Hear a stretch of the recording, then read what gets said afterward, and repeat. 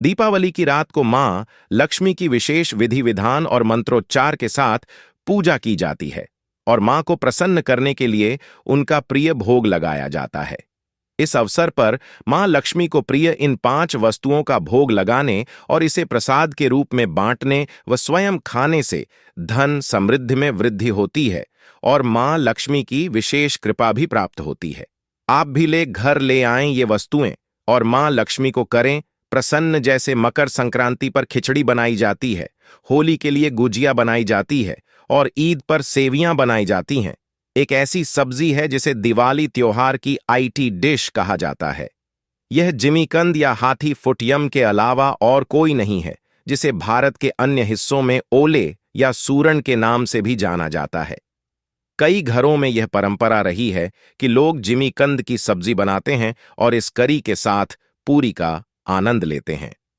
सूरन या जिमीकंद की सब्जी यूं तो आम दिनों में भी घरों में लगभग न के बराबर ही बनती है, लेकिन दिवाली के खास अवसर पर घरों में इसे बनाना बेहद शुभ माना गया है।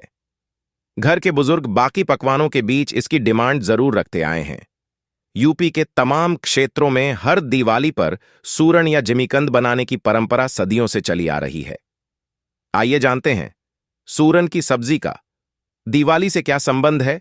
दिवाली पर सूरन की सब्जी बनाने और खाने की परंपरा काशी यानी बनारस से आई है। वहां दिवाली के दिन इसकी सब्जी पूरे परिवार के लिए बनती है। यह गोलाकार एक ऐसी सब्जी होती है जो आलू की तरह मिट्टी के नीचे उगाई जाती है और जड़ खोदकर इसे निकाला जाता है। कहते हैं कि इसे निकालने के बाद भी इसकी जड़ें मिट्टी में ही रह जाती हैं और अगली दिवाली तक उसी जड़ से दोबारा सूरन तैयार हो जाती है। इसकी यही विशेषता दिवाली पर्व की उन्नति और खुशहाली से इसे जोड़ती है, जिसके चलते इसे दिवाली के दिन घर में बनाना और खाना दोनों ही बेहद शुभ माना जाता है। जिस प्रकार से मां लक्ष्मी समुद्र मंथन होने पर सागर से उत्पन्न हुई थीं, उसी प्रकार से मखाने की उत्पत्ति भी जल से हुई है। साथ ही यह मां लक्ष्मी के आसन माने जाने वाले कमल के पौधे से मिलता है। इसलिए मां लक्ष्मी की पूजा में मखाने को जरूर शामिल किया जाता है। उत्पत्ति समान होने के कारण इसे मां लक्ष्मी का भाई माना जाता है। माता लक्ष्मी को प्रसन्न करने के लिए आप भोग में बताशा का भी प्रयोग कर सकते हैं। रात्रि जागरण में आप बताशे का भोग लगाकर हर किसी को दे सकते हैं। बताशे का संबंध भी चंद्रमा से है, इसलिए दिवाली के दिन बताशे और चीनी के खिलौने माता लक्ष्मी को अर्पित किए जाते हैं। मां लक्ष्मी को पसंदीदा फलों में से एक जल सिंघारा भी है। जल में पैदा होने के कारण यह माता लक्ष्मी को प्रसन्न है। मौसमी फल होने की वजह से यह बाजार में आसानी से मिल जाएगा और इसका आप भोग लगा सकते हैं। लक्ष्मी माता को प्रिय होने के कारण नारियल को श्रीफल कहा जाता है। नारियल कई परत में होने के कारण इसे अत्यंत शुद्ध और पवित्र माना जाता है। इसलिए मां लक्ष्मी से जुड़ी प्रत्येक पूजा में श्रीफल का भोग लगाना अनिवार्य होता है। माता लक्ष्मी की पूजा में पान का होना बहुत शुभ माना जाता है। पान को प्रसन्नता का कारक माना जाता है। शास्त्रों के अनुसार ब्रह्मांड के रूप में पूजा में पान पर सुपारी का प्रयोग किया जाता है। इसलिए शरद पूर्णिमा के दिन माता लक्ष्मी को प्रसन्न करने के लिए आप उनकी पूजा में पान का प्रयोग कर सकते हैं। ज्योतिष शास्त्र के अनुसार माता लक्ष्मी को प्रसन्न करने के लिए मखाने और चावल की खीर का भोग लगा सकते हैं। इसलिए बेहतर होगा कि बाजार में बनी मिठाई की बजाय आप मां को घर में बनी खीर, हलवा सा फिर सफेद मिठाई प्रसाद स्वरूप चढ़ाएं। ऐसा करने वाले भक्त को समस्त सुखों की प्राप्ति होती है। दिवाली की रात को मां लक्ष्मी के पूजन में गन्ना यानी ईख का भोग लगाने से उनके ऐरावत हाथी खुश होते हैं। अपने प्रिय हाथी को प्रसन्न करने वाले भक्त पर मां लक्ष्मी की विशेष कृपा होती है। उस जातक के जीवन के गन्ने की मिठास के साथ ही धन, वैभव और ऐश्वर्य की भी प्राप्ति होती है।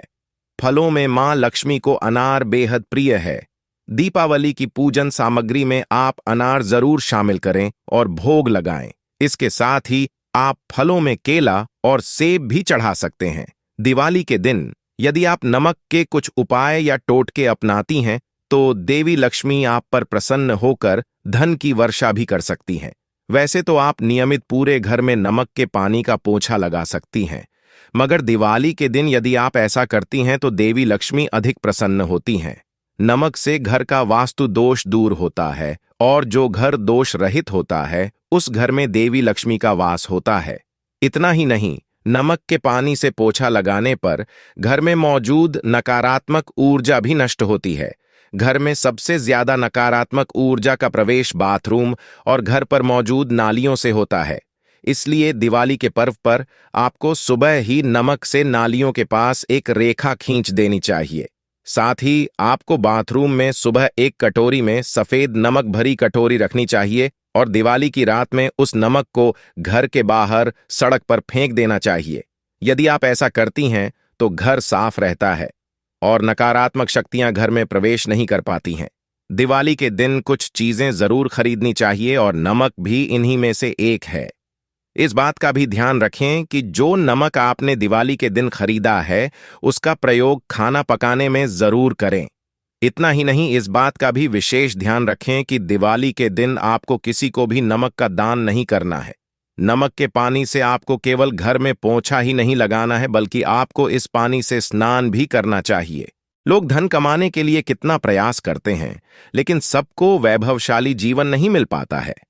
अगर आप भी पैसों की दिक्कत को दूर कर मालामाल बनना चाहते हैं तो 1 रुपए के सिक्के का टोटका आपकी किस्मत बदल देगा। दिवाली की रात तकिया के नीचे 1 रुपए का सिक्का रखकर आप मालामाल हो सकते हैं। ज्योतिष शास्त्र के अनुसार कई बार कुंडली में दोष या फिर वास्तु दोष के कारण इन सभी समस्याओं का सामना करना पड़ता है।